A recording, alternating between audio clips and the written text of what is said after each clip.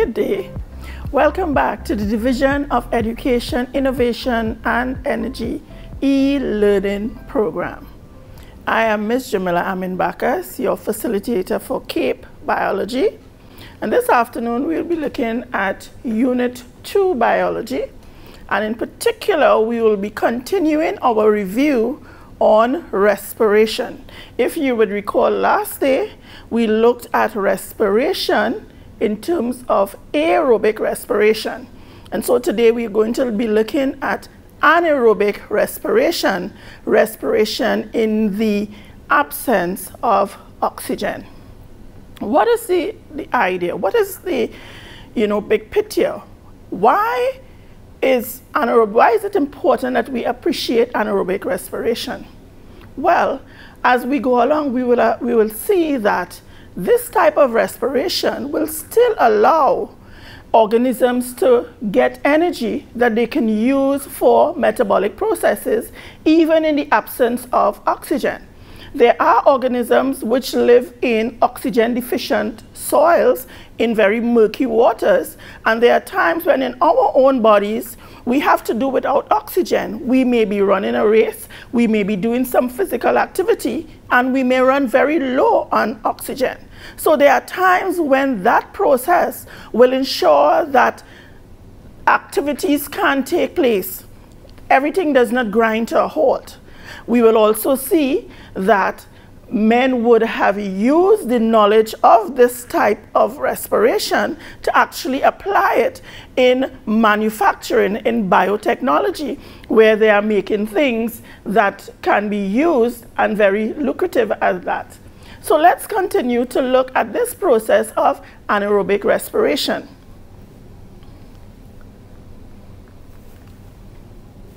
So what do we see here? What do all these things have in common? Well, they either would be carrying out anaerobic respiration or they would be products from anaerobic respiration. In the middle here, we are seeing this organism. This is a yeast cell. Yes, normal yeast that you would know of that may be found in bread or in other parts of your body. It is a decomposer, and it also carries out anaerobic respiration and produces carbon dioxide. As a matter of fact, when we look here and we see bread, we know that persons use yeast to make their breads, and you see in these holes here. These holes would have come about because of gases that would have been produced in the process of respiration. This gas in particular is carbon dioxide. Did you know that? So that when you're making your bread, the yeast may carry out both aerobic and anaerobic respiration. When oxygen becomes low, then it will carry out anaerobic respiration, and one of the products will be carbon dioxide, and the carbon dioxide is what allows the bread to rise, and that is why we love bread in this way. Okay, so you see some of them, they have very large holes. You know, some people believe that you actually should not eat the bread very hot. I know we all love hot bread, but you actually may take in more carbon dioxide gas if you eat the bread very hot. I'm sure you didn't know that, right? So it's better to leave it to cool a bit and let the holes come in place, and it will be fine. So we have this, and then we have this here. This we can see is alcohol. This may be wines, but you have other types of alcohol that would have been produced as a result of anaerobic respiration. And we're going to see exactly how these things are produced in the process of anaerobic respiration. We also see cheese. Cheese production also involves some anaerobic activity. As we can see here, in the milk pre-treatment, you have lactose sugar. Remember, milk contains galactose, and lactose is the disaccharide from galactose and glucose. So you have lactose sugar in the milk that can ferment to lactic acid. Good? So this involves some fermentation And so you have some activity taking place there that involves anaerobic respiration.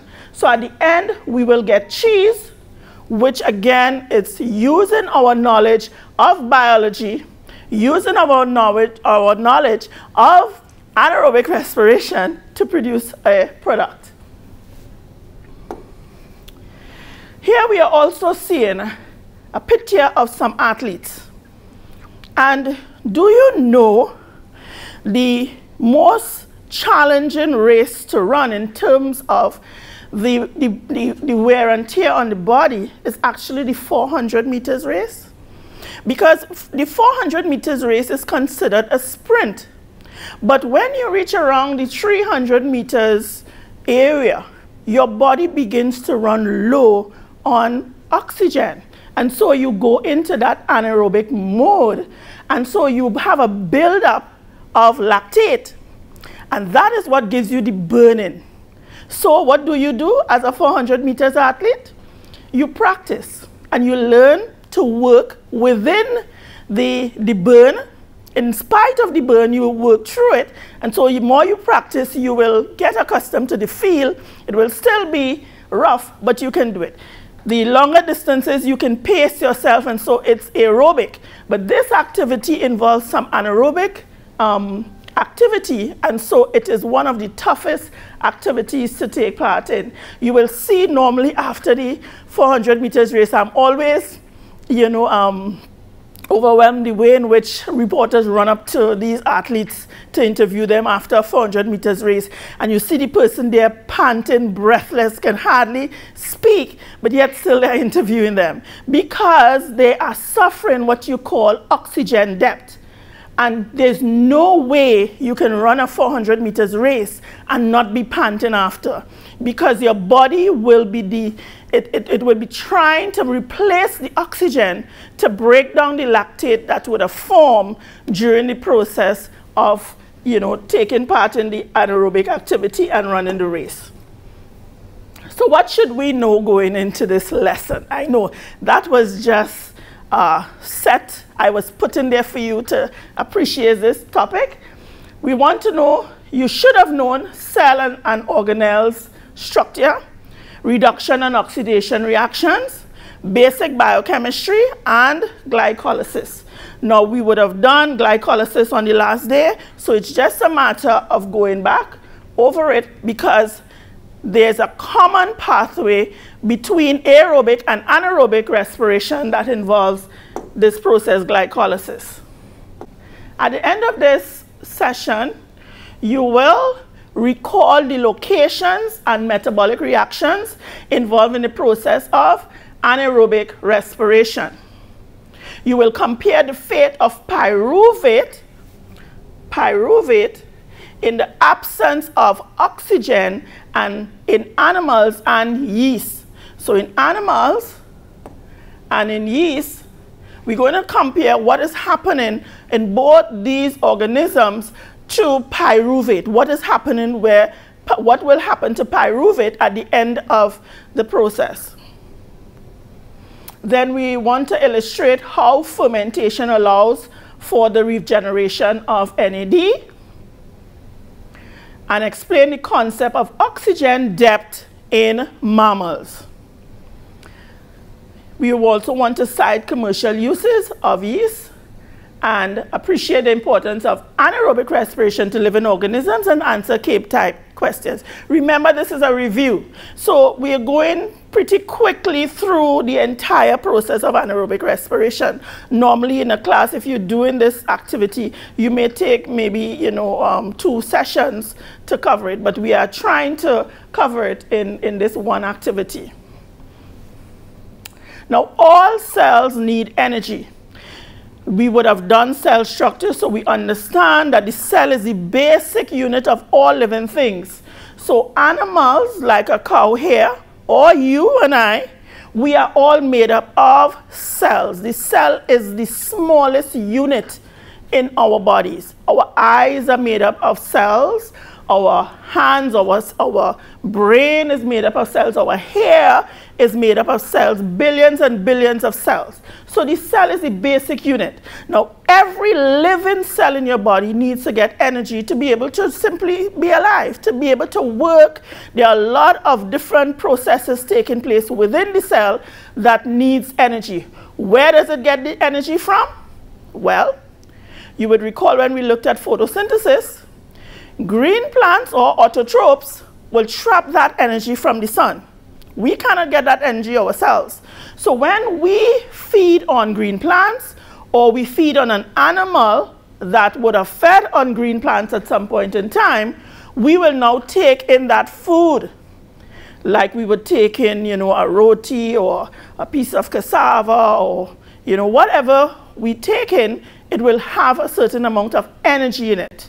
Now, this energy is now going to be in the form of a chemical. And that chemical goes into the cell. And in the cell, the process of cellular respiration takes place to break down this energy. Whether you have oxygen present or not will determine the fate of how much energy will be released. Good? If oxygen is present, as we saw in the last video, you will actually get 38 moles of ATP. But if no oxygen is present under anaerobic conditions, you actually only get 2 moles of ATP. So oxygen plays a key role in how our body is able to break down glucose and ensure that we get as much energy from our foods as possible. So here it's just showing you the things that are in common and the things where they are different. So under aerobic respiration, you have, as we said, 38 moles of ATP, very efficient in how much energy you can actually get from eating glucose. For every 1 glucose molecule you take in, you get 38 moles of ATP. It is performed by eukaryotic cell. Now, eukaryotic cell, if you're hearing this word for the first time, it simply means a normal cell in a plant or animal and so on. Whereas the other word, prokaryotic cell, those are cells that would be found in things like bacteria and so on. Those are before nucleus. You also have here, under aerobic respiration, glycolysis yielding 2 ATP. Remember, at the end of glycolysis, we got 2 molecules of ATP. It also had 2 NADH, which we said would eventually yield 6 moles of ATP, and we also had 2 pyruvate. It goes from the systole, where you remember the systole is the liquid part of the cytoplasm, into the mitochondria, and it uses oxygen. So this is what happens in aerobic respiration. Whereas in anaerobic respiration, it is not as efficient. You only get 2 moles of ATP from this process for every 1 glucose molecule that you use. It is performed, as we said, by prokaryotic cell like yeast, and also in eukaryotic cell, the muscles. So in our body, our muscles would actually carry out this type of respiration anaerobic. In the absence of oxygen, they will still be able to use it. It yields 2 moles of ATP, 2 ethanol, and 2 carbon dioxide or 2 lactate, and we'll determine how we separate this in a little bit. It is only occurring in the cytoplasm, the cytosol of the cytoplasm.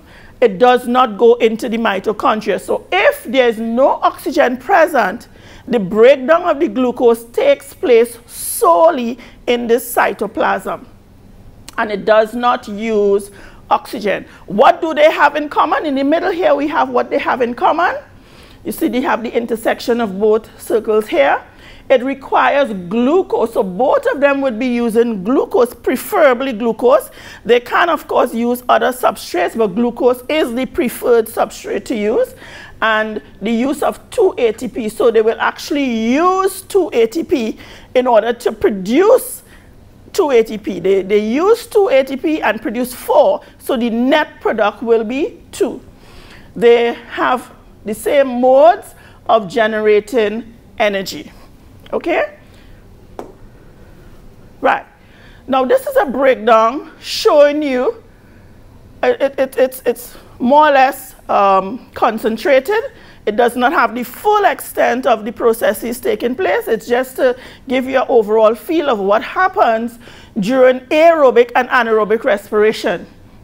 What you can see here in the blue, coming this way here, now you would recall, those of you who are in Unit 2 biology, you will recall this molecule here, which is a 3-carbon molecule. And you recall we had 2 of them at the end of the first stage of glycolysis. And during the second stage of glycolysis, this molecule yielded 2 molecules of NADH. This was the product, which eventually will go into the electron transport chain. And it also yielded 2 molecules of ATP. So you had 2 molecules. So these were the products of this process. Now, this molecule here, we just use a different color. This molecule here, pyruvate, this really, you know, everything pivots around that. This molecule is the intermediate product from the breakdown of glucose. So you have pyruvate form as the intermediate product. What happens after pyruvate will be determined by whether oxygen is present or not. So remember, we looked at the diagram and we saw in the cell, in a cell, you have, of course, the nucleus, and you have the cytoplasm, and you may have a mitochondria. And when glucose gets into the cell, the first part of the breakdown takes place in the cytoplasm. Good? Now, if no oxygen comes into the cell, then the final breakdown will also take place in the cytoplasm. If, however, oxygen is made available to the cell, the intermediate product, pyruvate, will now move into the mitochondria, where it will break down further to yield the other products. You will have the Krebs cycle and electron transport chain occurring in the mitochondria. Good? So pyruvate is pivotal. Now, what happens with pyruvate will be determined by whether it is happening in a plant or in an animal. If no oxygen is present and the activity is taking place in an animal, like in your muscle, what you will get, the final product will be lactate. You will hear about lactic acid. People tend to use them interchangeably, but there's a slight difference. But you should really think about lactate being the product. And this lactate, it does a very important thing.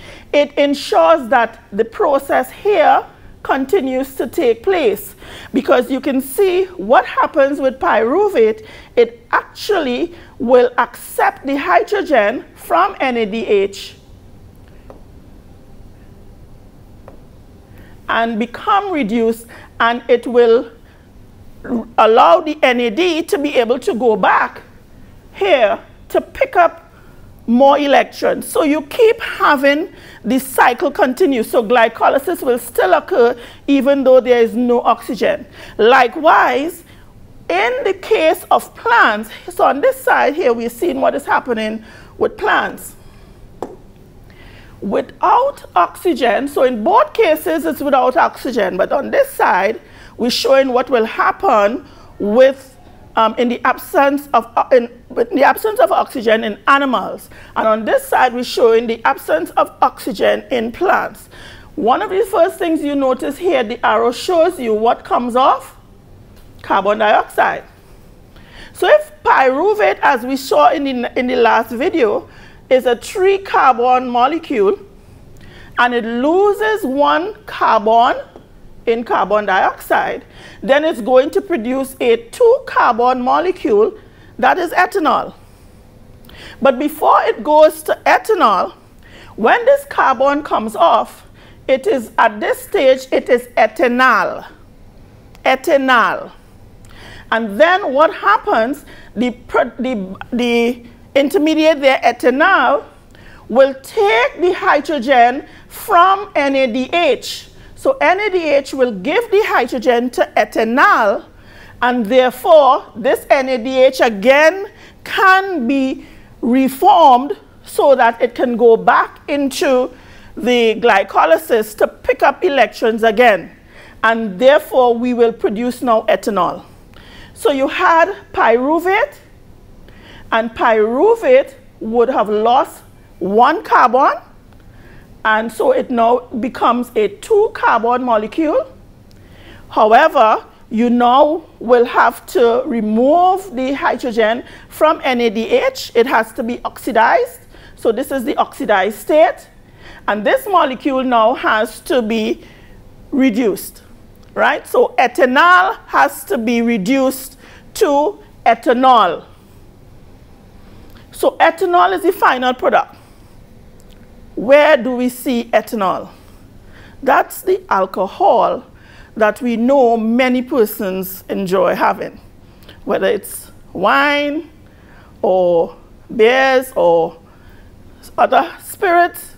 You know, the process takes place because of this process of anaerobic respiration. This part here where oxygen is present, this is the one we would have looked at last day when we looked at what happens in the Krebs cycle and the electron transport chain. So don't need to go into there again. You can just refer back to that video on what happens. All right, our focus today is on anaerobic respiration. Good. I just want you to appreciate that even though we are saying it's a 3-carbon molecule here in this pyruvate, remember we had 2 of these molecules from glucose, because the one glucose molecule split into 2 3-carbon molecules, if you recall glycolysis. So we would in fact have 2 molecules of pyruvate. Think about that. So everything here is doubled. So you will get 2 molecules of ethanol. And that's why when we went back to our equation a little while ago and saw what was happening, we saw that there were 2 molecules of ethanol being produced, or 2 molecules of lactate being produced for every 1 glucose molecule. Right? This is simply showing you what is happening inside of the yeast cell. As we said here, glycolysis is taking place in the cytoplasm, not in the mitochondria. The glycolysis takes place in the cytosol, right? So this is glycolysis occurring here, where the glucose, which is a 6-carbon molecule, eventually breaks down to 2 3-carbon molecules called pyruvate. Pyruvate now inside of the yeast cell, since the yeast cell is a fungus and they carry out fermentation, alcoholic fermentation, they will produce ethanol. But as I showed you just now, we are going to produce carbon dioxide. For every 1 pyruvate, we produce 1 carbon dioxide. So now we have 2 molecules of carbon dioxide being produced, and you will also have 2 molecules of ethanol being produced. This takes place in yeast, and we make use of that. If you would visit someone or see someone making wines, you would realize they would have a fruit, which is a plant, from a plant. Any part of a plant actually can make a fruit. Some people use the roots, some use the leaves, some use the flowers, and you know, any part of the plant you can use. And you will put yeast in there. So the yeast is the living organism which is going to be metabolically active, carrying out anaerobic respiration, and it will eventually produce carbon dioxide gas. So normally you will find when you're making wines, first of all you have to cover whatever the implement you're using, whatever storage bin or whatever you're using, you have to ensure that it's tightly covered. right? Because you cannot let air get in because it's anaerobic respiration. If for any reason you leave it open, then the wine will spoil. Good? Because it's anaerobic respiration, so no oxygen is supposed to be there. What you will also notice when you open up the buckets, I'm told, is that you will see a lot of froth because carbon dioxide gas is being produced as we recognize here. And of course, you're going to get the ethanol, the alcohol, which is the main reason why you're making the wine. All right? So, as I said here, ethanol. Now, the question can be asked, is ethanol a waste of energy? Think about it. Alcohol is really a waste. I know it's a waste some people like, but it is a waste. And so, is it that plants are throwing away energy? Is it that we are really not making the best use of the energy that we gathered in glucose in carrying out anaerobic respiration? That is why in some places in the world, I know in some South American countries, they actually use plants to produce a type of fuel for their cars that contains a lot of ethanol. And because you still have a lot of energy inside of the ethanol because it is not totally broken down. Remember when we broke down glucose, we yielded 38 moles of ATP. But under anaerobic conditions, we only yielded 2. So that means there's approximately 36 molecules of ATP left in the alcohol. That's a lot of energy. And we drink it. You know, that explains a lot now with the belly and stuff, right, guys? Yes, it's a lot of energy. And so maybe we can think about how we can put this alcohol to use in other ways to get the energy from it because it's really wasted. The plant cannot use it, right? The process of ethanol fermentation generates waste products, ethanol and carbon dioxide from pyruvate, right? The biological purpose of this process, why is this process therefore happening, is to remove the electrons transferred to electrons carrying molecules. Remember I showed you the NADH, which was produced in the first stage of glycolysis. We needed to move those H's from that NADH. We needed to oxidize the molecule so that it can continue to go back to remove H's. If there's nothing there to accept the H's when we remove it from the NADH, then the process will grind to a halt because we will run out of NAD to continue the process of glycolysis. So in order for this process to take place in plants, what they do is that the ethanol will accept the hydrogen and the electrons and it will become reduced to ethanol. So it's really an avenue to continue the process of glycolysis. You may say, well, why continue the process anyway if we only get in 2? Well, even though we only get in 2, in truth and in fact, because the process is a shorter process, it takes place over a shorter period of time, it's faster. And so if, let's say, aerobic respiration will take place for one glucose molecule to produce the 38, you may find the anaerobic respiration in the same period of time will carry out much more breakdown of glucose. So you're going to use more glucose, but you're not exactly going to be producing 2 molecules of ATP at the same time with the 38. You're going to produce more because you're going to be having the process occurring faster. Good? And let's face it, there are times when we just don't have enough oxygen. And so we need to have an alternative to keep our bodies going. But in the case of humans, could it be a dangerous thing? We'll see. Okay? So as we said here, this simply more or less explains what I was saying. It generates 2 carbon dioxide and 2 ethanol molecules from the 6-carbon glucose molecule. This is showing you what is happening in the muscle. Again, just to illustrate that pyruvate, this 3-carbon molecule, under anaerobic conditions, meaning no oxygen is present, it will go into the cell and in the cytoplasm of the cell, and lactate will be formed.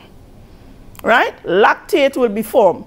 That thing that gives you that burning sensation. There's a little experiment you could do at home. I don't know if you would like to try it now. You could just stand up and put your hands straight up, straight, as straight as possible, and begin to flicker the palms.